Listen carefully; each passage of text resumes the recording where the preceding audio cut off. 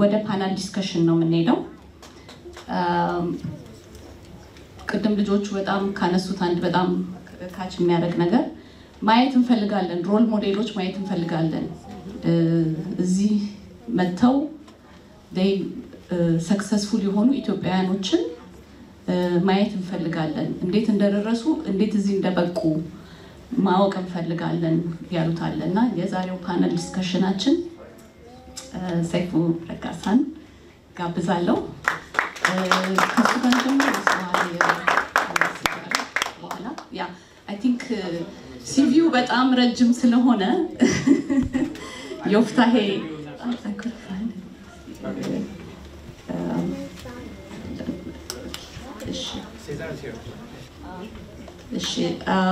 Seifu is the Chief Probation and Parole Officer in New Hampshire, and he's a current professor with Southern New Hampshire University on criminal justice at the Criminal Justice Department. He works with the FBI Counterterrorism. He's been working at the Counterterrorism Unit since 1999. He served as a joint fugitive task force officer with the United States Marshals Service in New Hampshire District from 2009 until 2018. He's the current president of the New Hampshire Probation Parole Command Staff Union, and he's the former president of the New England Police Benevolent Association Local 270. እና ብዙ ሼር የሚያደርገው ነገር አለ። መድረኩን ለዮፍታሄና ሰይፉ ለካ።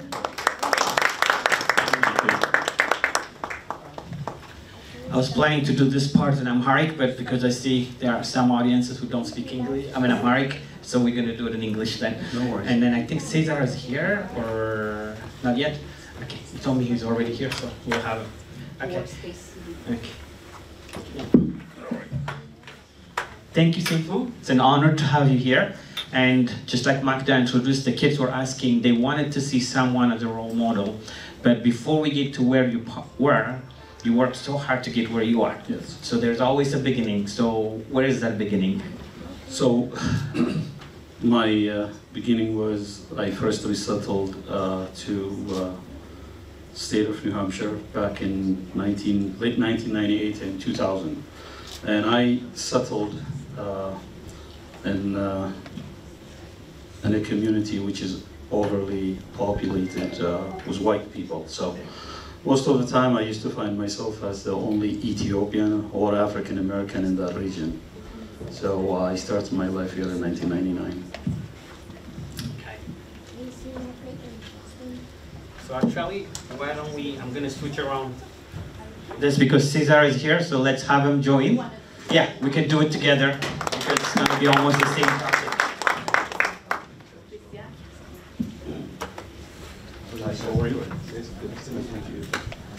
Have you here? So I'm going to have Cesar introduce himself, so we're going to blend in because the communication is pretty much the same, then we're going to do it together. Oh, good afternoon, good evening, everybody. My name is Cesar. And I'm a federal prosecutor. I don't know if it was in the flyer, but I'm very happy to be here and looking forward to a healthy, robust discussion.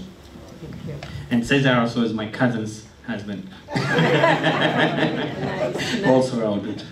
Yes.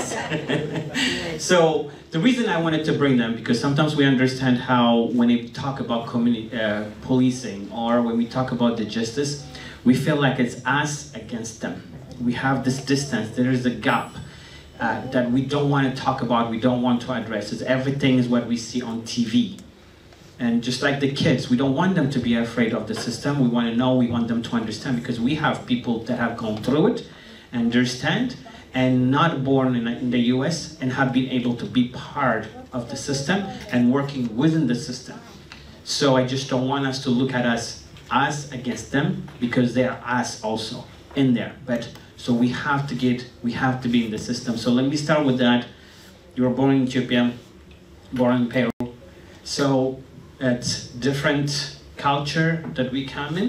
What helped you, or the understanding, maybe we can set the definition. So what I said, why do we feel like it's us against them type of thing, so and then we try to stay away from it? Well, first off, even here, never mind New Hampshire, where we don't have that many diverse group, most of the time the police force, law enforcement, it is occupied by many rather white police force versus to African American and other diversity. And there are many reasons for it. One was most of our people don't apply for the job. So it may not be systematic racism, it may not be racism, they may not be denied for the opportunity, but the amount of people apply for the job, it determines that who you hire and who you don't hire. Second, it's a long history. Like being a part of the police, you are considered, based on the history in the past, you are considered that you are taking a part to work with this group which is known to suppress your culture, your race. But you'll be surprised that I personally can speak that because I have taken that progressive step and I took that step is because I know there is a problem and there will always be a problem. And issues like discrimination is not only here. I lived from Kenya, from Ethiopia, I moved to Kenya. In Kenya, Kenyan police who looked like me, they discriminated against the Habeshas, and those of you who came from Kenya knew that. I used to have fist fight with Kenyan police. They're so proud.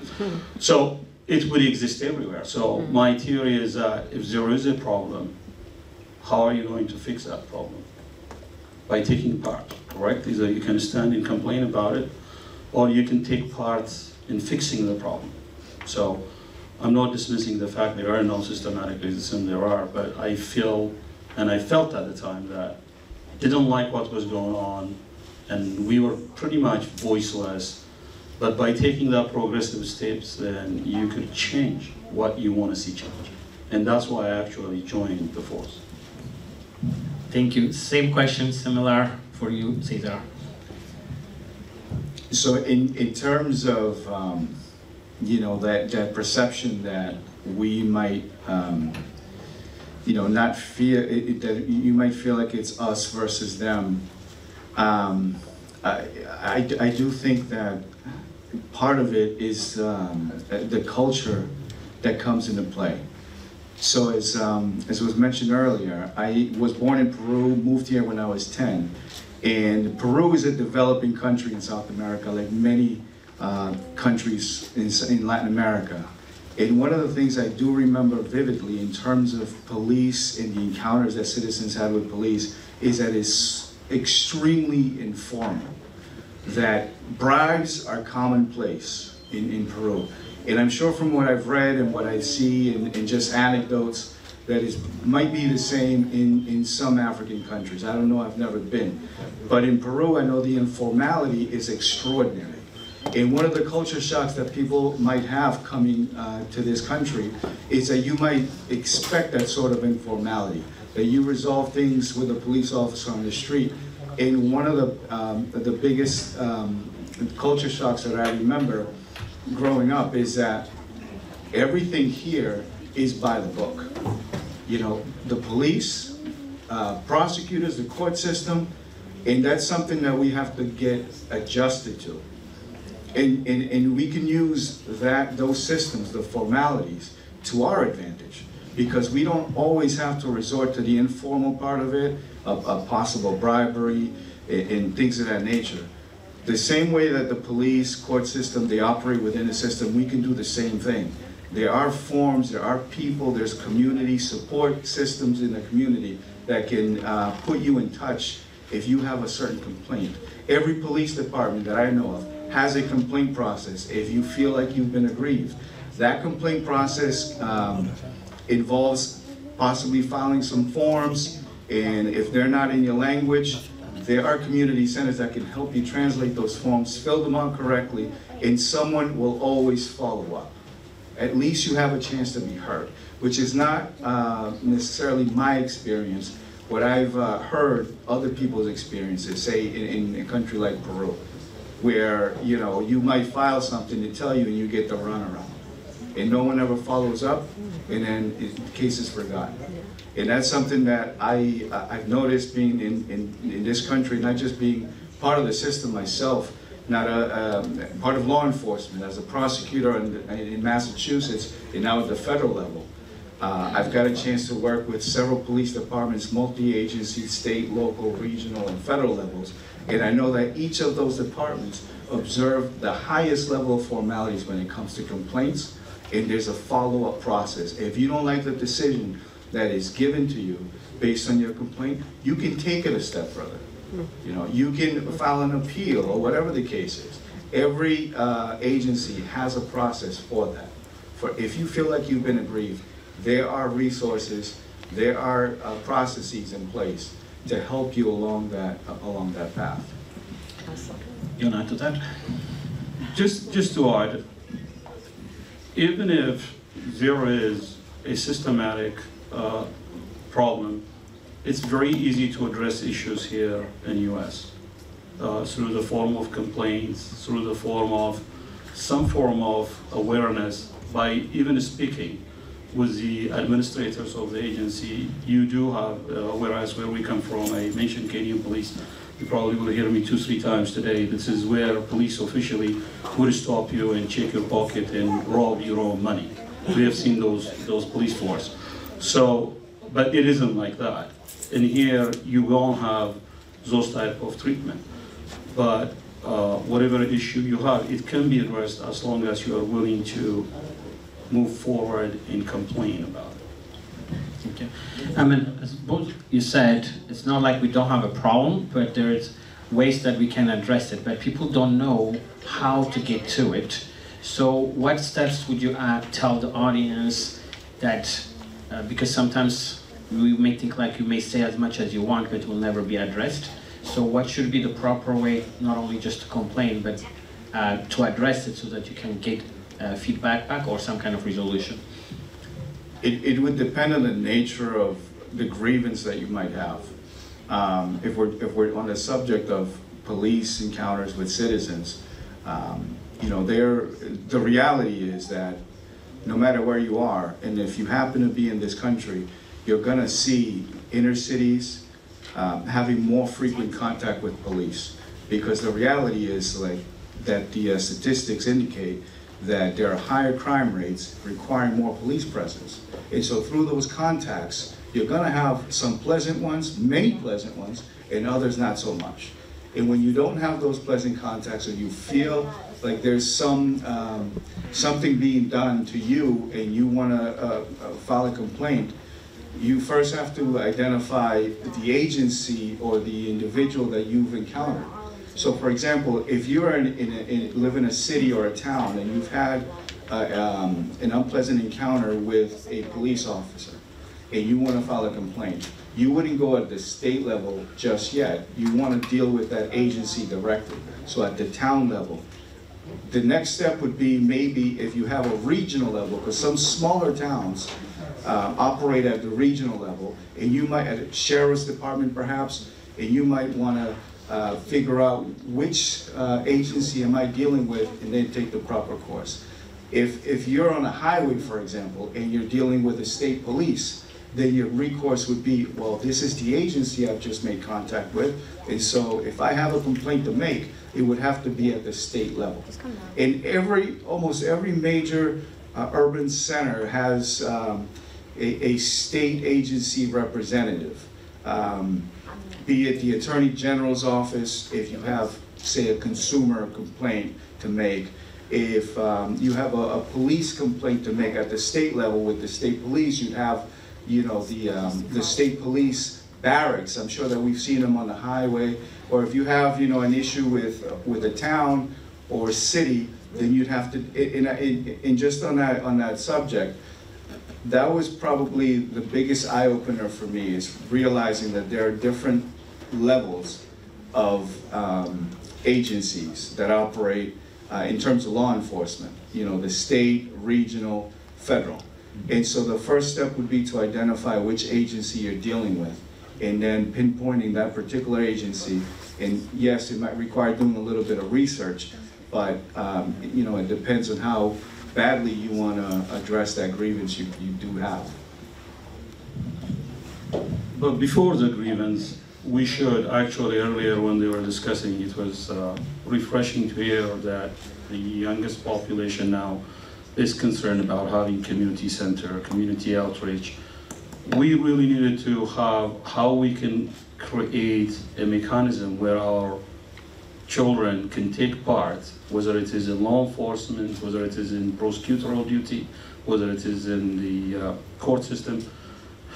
First, we have to be able to create that community where we can provide them adequate, resources so they understand what is their right. And then we can educate them about the system. And then we can actually ask them to take part in educating other people. I think it starts from education, and you can only accomplish that if you have community-based resources where they can ask what they can do. Because if we don't have a community, let's say I have a bad encounter today on a highway patrol, I get pulled over, I feel like there wasn't any reason for the police officer to pull me over, he mistreated me and whatnot, but then where do I go? For the average people, they don't know. They don't know the difference between a deputy sheriff, a police officer, a correction officer, a highway patrol. If we have a community resource to educate them, not only about complaint, but also how they can become a police officer, how they can get the training. Is there a possibility of them taking a part in the system? I think we should start from there. Exactly, I'll keep you on there. So this is why we're doing this program, to inform and how to be part of it and how to get involved. So I'll start with you and go to Cesar. So what did it take to be who you are right now, where you are as a chief police? What was the process? What did it take? So every state, I can say, is Massachusetts citizen requirement, citizenship to be a law enforcement officer? Okay, so green card holders can be. Most of the states in the United States require, including New Hampshire, that you would have to be a US citizen. Now, because of the shortage I have seen in many states, they require a green card. And obviously you should have a clear criminal background check. So it's great that people can actually become a law enforcement officer with a green card. But if you have a citizenship, and now depending on where you're at, some states now require a bachelor degree to join and to become law enforcement officers. Some states may require an associate degree. But if you have your high school diploma, there are states in the United States where you can become a police officer. You can apply for it. You have to go through the recruitment process, which may be which involve a lengthy criminal background check, physical fitness check, and whatnot. But understanding that almost every agency that I can encounter, I dealt with, or I spoke, every agency that I spoke are desperately trying to get and hire and recruit and hire people like ourselves, diverse people, people who speak more than one language. There's even an incentive to be hired. If you speak more than one language, you are considered bilingual. Then most kids speak different languages. There is a multilingual benefit. My state gave a $10,000 recruitment incentive to become a police officer. And I know many states in the United States are currently having all kinds of bonuses for for applying and becoming a member of their team. So that's where we will start. Get your citizenship, get at least your high school diploma, and see law enforcement agencies where they are accepting application. And I understand that in Massachusetts there is a requirement you have to take an exam, a state exam. But I know there are many agencies who would be delighted to hire. Again, not only about the discrimination component, as bad as it sounded, and I was in New Hampshire, and I was the only African-American kid. I was 22 years ago, I was a young kid. So I was the only one in the academy, and I'll tell you, it is tough, it is challenging and whatnot, but I am very confident when I say that I have benefited in many, many areas. The fact that I was diverse, the fact that I was different, it really benefited me rather than, holding me back. So there is a benefit. There is a benefit for you being different. It's not only you will be treated differently. Aside from that, you absolutely will have an upper hand advantage. So it starts from recruitment. Thank you for that. What does it take to be an assistant DA, federal prosecutor? It takes a lot of reading, a lot of studying, long nights in the library, such as this one. But my main message, I guess, would be for the younger generation, is for them to, now that they grow up here, they live here, and they might not have the experiences that we did from, back home. They have to make this their world, so they have to navigate this world. And there's a certain level of assimilation that they'll have to be successful, to have to sort of experience. They'll have to understand this culture a little better, because this will be the culture that they will make their own. And the education system, there are many advantages that you can take being from a diverse background, being able to speak a foreign language or even understand a foreign language and you're not necessarily fluent at it. But that is, if you assimilate, as I had tried to do through my career and going through school, and with having that bilingual, bicultural background, as was said earlier, you absolutely benefit from that, because now you become a more marketable person. In the legal field, there's very few, even, I don't know what the stats are, but I remember in my law school class, it was 5% that were Latino. So that's a significantly low number, and it's further reduced the higher up you go in terms of promotions within the legal field. So at this point in my career as a federal prosecutor, I shudder to see what the numbers are, but I'm guessing they're probably at least less than 5%. What that means is that I like to think that they're actively recruiting people of diverse backgrounds. But yes, it's going to take a lot of work, a lot of studying, as I said, a lot of reading. But once you get to that point, it's something that I feel is far more valuable than not having this experience. Because having had a different perspective, having been an immigrant, having seen my parents adjust from an old lifestyle to a new lifestyle, and having this ability to communicate with a broader section of the community, I think it makes, I'd like to think it makes my job, or the way I perform my job, a little bit more conscientious. That I understand that not every police encounter is going to be nice and neat, that there are some issues that I, because of my background, because of my perspective, I'm able to kind of hone in on. Something that might get overlooked by, say, someone who doesn't have that experience. For example, I know that at least in my culture, Latin American culture, we tend to be a little louder, and the interactions between parent-child tends to be a little bit more intense. My parents would yell at me, scream at me, in some cases, hit me. And if you see that out in the street, to me, it's, might look a little bit normal. Like, oh, it's just a parent disciplining the child. To someone who's never experienced that, it might seem like child abuse.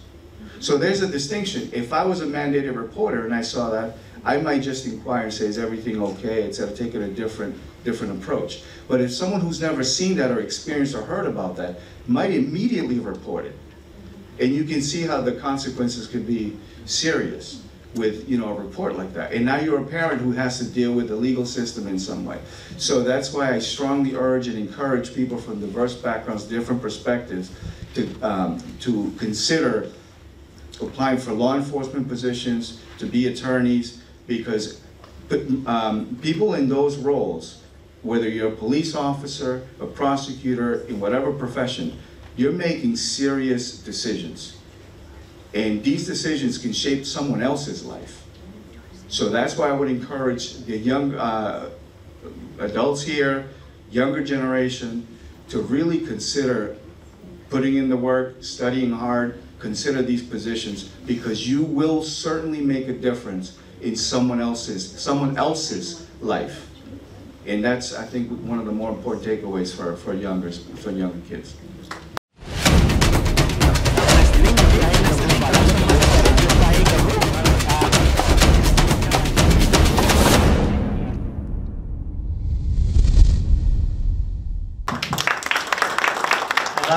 What you just said, so similar to so that I can address you, because sometimes it's better to be within the system instead of from outside. So the kind of things I think Cesar really well said it. So from your experience, what benefit have you seen? Because you become that person who understands that culture instead of jumping to conclusion. Simple thing growing up in this, eye contact, if you're not looking somewhere, eye contact in Ethiopia, you try, that's sort of respect. But here, if you're not looking at someone, eye contact, you're lying. So there's those kind of things we can be in the system and be able to explain it. So when I started back in early 2002, we had a large refugee community settled in Manchester, New Hampshire.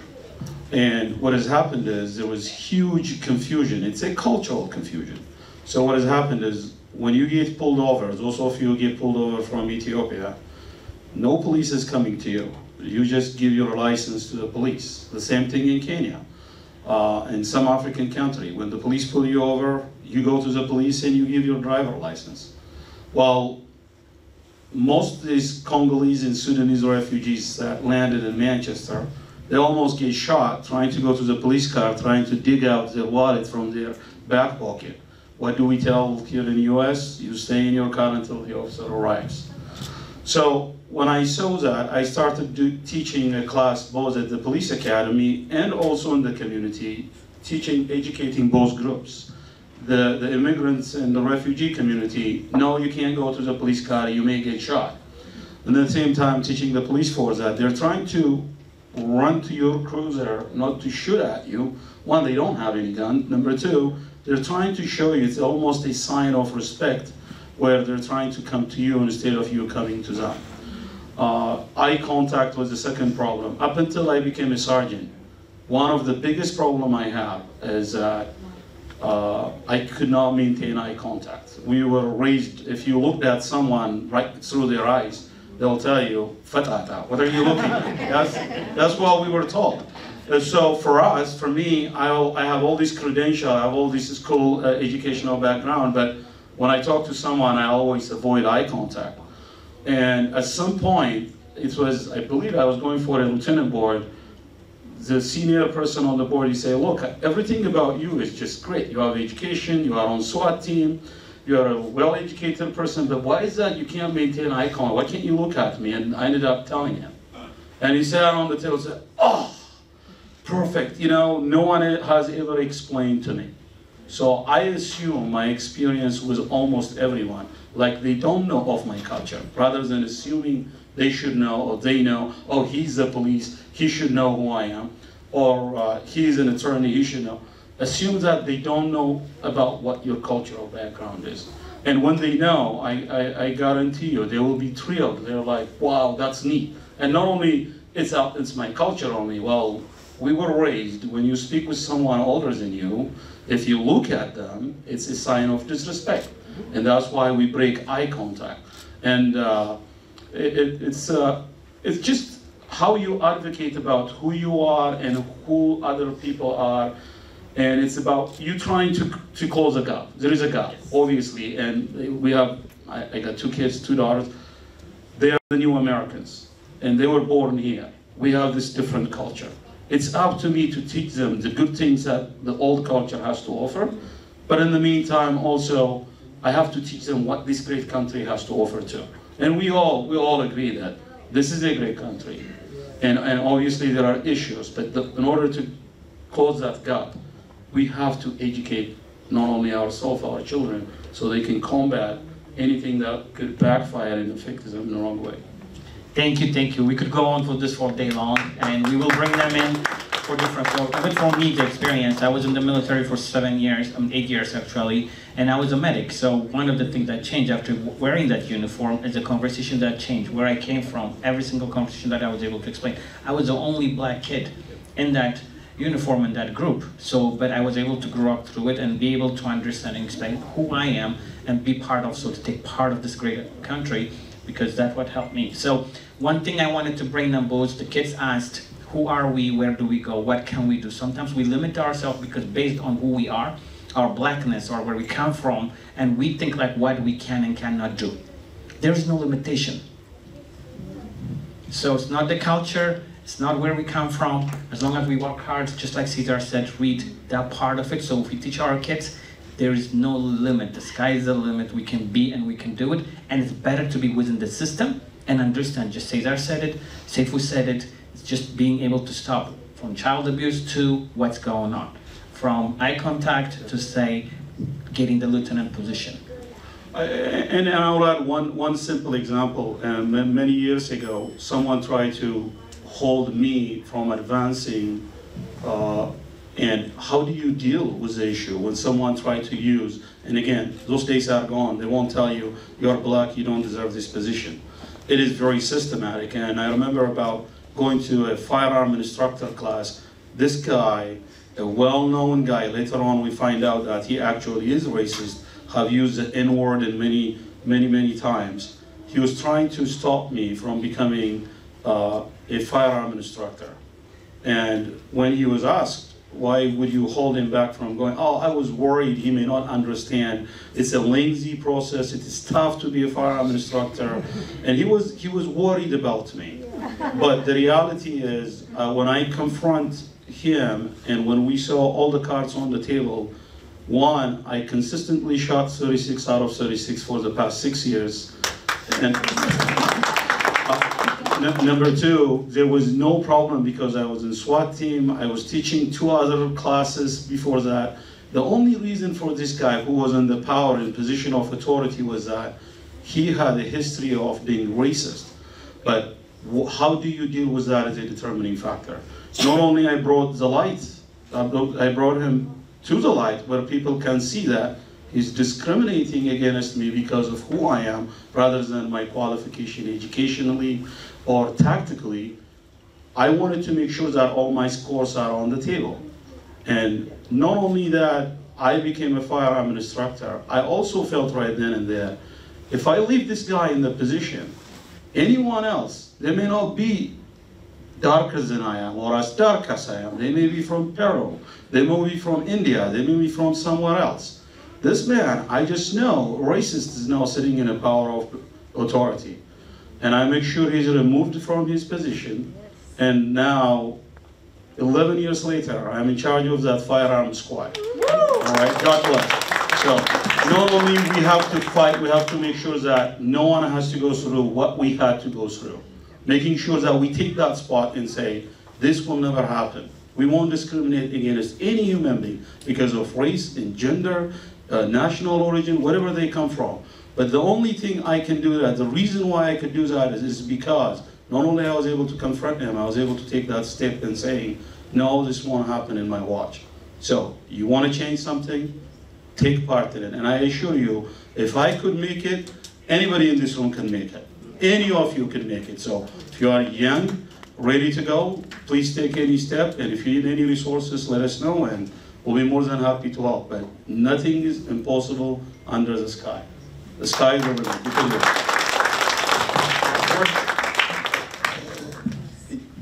Just to add along that idea is that I keep coming back to what my parents' experience must have been like in Peru, that they felt like they had to move. And one of those things, and along that theme of working hard, is that I never got the sense that if you worked hard as you possibly could in Peru, that you would make it far. Because there are roadblocks at every, maybe you don't have the money, and there's not enough employment for your parents to pay your way through like this, you know, fancy school in order for you to get the opportunity. So you could work your butt off and never quite get there because all these different, because of the environment that you're in. But my experience has been in this country that you could work your butt off and get as high up as you can.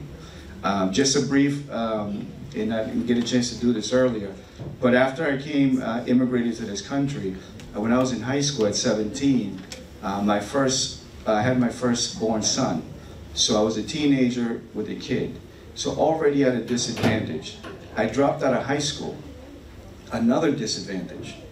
And again, through hard work, trying to figure out my way, you know, as early as 17, 18, 19 years old, you know, making allies along the way, finding people that look like you, understand you, and even people that don't look like you but can understand you, you know, and finding these allies along the way to support you and help you through, and listening to them, you know, is really what the other part to working hard, working smart, making allies, and that's the way you sort of progress. And that helped me through community college, helped me through college, helped me through law school, helped me navigate the legal professional world when there was only maybe a handful of minority professionals in the legal field, and then eventually get to the point where I am now. I've also experienced, and you might also experience, moments where people, unbeknownst to you, are trying to hold you back for whatever reason.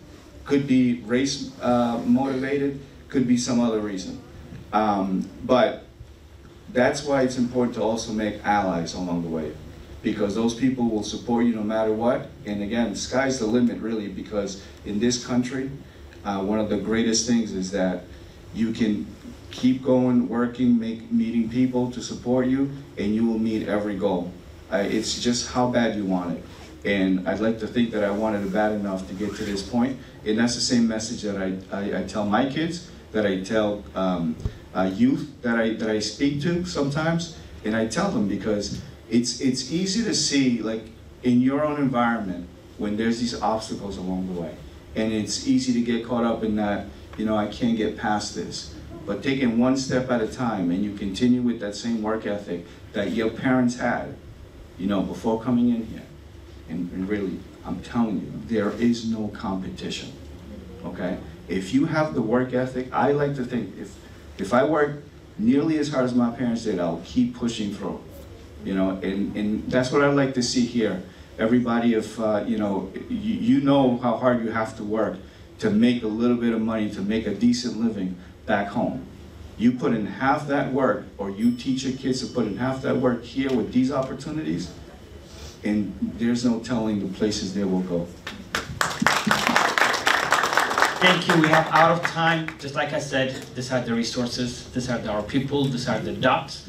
We can be in the system, we can be within, and be able to make the difference. It doesn't mean there's not problems, but we can be the solution by being with it. Work hard, stay out of trouble, and make sure, like, to ask a question. And if we have mentors, they will be available. I'll be bringing them back to do more extended shows, because it doesn't take just an hour to cover all of this. So, Seifu, I appreciate you. Cesar, I appreciate you very much. Please, once again, thank you.